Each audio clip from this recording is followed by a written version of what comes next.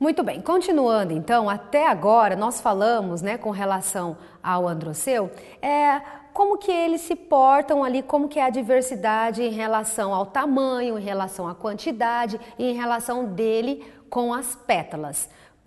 Em relação à quantidade, em relação se ele se expõe fora da corola ou se ele se esconde. E aí agora a gente fala do estame propriamente dito, em se tratando da inserção do filete às anteras, ok? Então repara que nessa estrutura aqui, olha, ele fica, o conectivo, né, é bem no dorso da antera. Mas será que é sempre assim?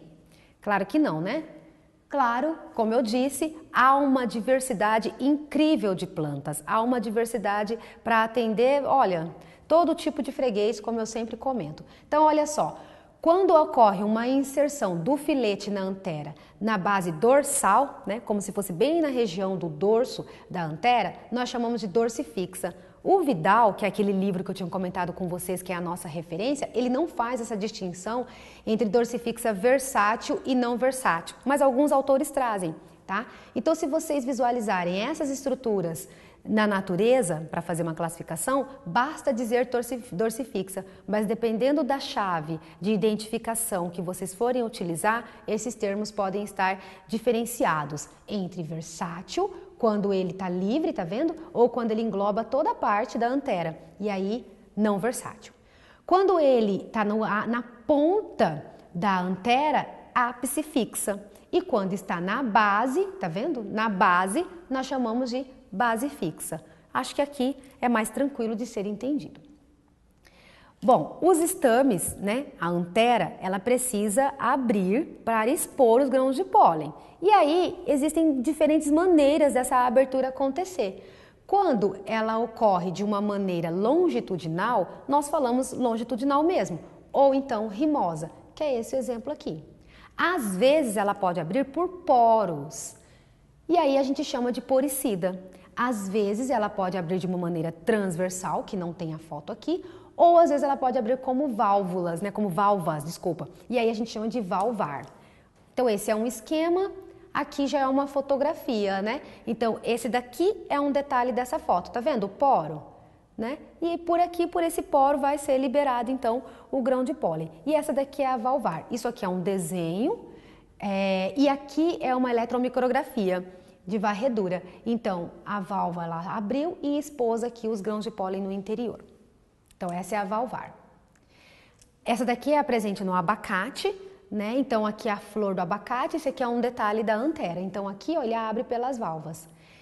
Repara que essas valvas elas estão em número de 4. 1, 2, 3, 4. Isso aqui nós chamamos de tetrateca. Lembra que eu falei que a antera é formada por tecas? E as tecas ocorrem em quantidade diferente? Então, quando forma 4, tetrateca. Mas ela pode ser uma só, como nesse caso aqui que é monateca. E ela pode ser diteca ou biteca. Os dois termos são válidos. Tá vendo aqui, ó?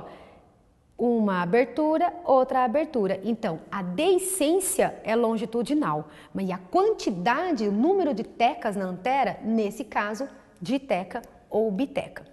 Reforço, gente, esses termos técnicos vocês aprenderão com o tempo, com o uso, com a prática.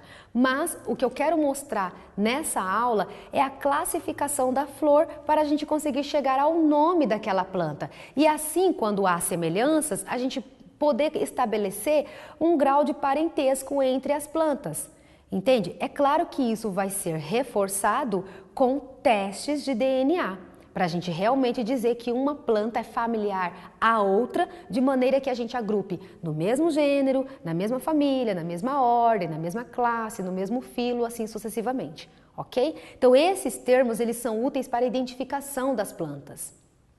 E estabelecer esse grau evolutivo para você e tentar entender a história evolutiva dos vegetais. E aí, aqui, esse aqui eu já tinha dito, né? Quanto à posição dos estames em relação à corola, que pode ser incluso o enxerto, pode ter a presença de epipetalia, e aí vocês só vão escrever presente ou ausente. Epipetalia é quando o estame ele fica fusionado à pétala. Eu vou mostrar uma foto. A posição das anteras em relação à deiscência. Por exemplo, Se aqui tem as pétalas, os estames aqui no meio, como que acontece aquela fenda para liberar o grão de pólen? Ele é voltado para o eixo da planta ou para o interior, né? Para o interior da flor. Então, ele pode ser introrsa quando é para dentro e quando é para fora a gente chama de extrorsa. E com relação à presença de estaminóides, estaminóides são estames estéreis e eles são em geral de tamanho menor. E aí vocês só escrevem presente ou ausente. Vou mostrar uma foto de epipitalia. Tá aqui, ó. Tá vendo na ponta da seta?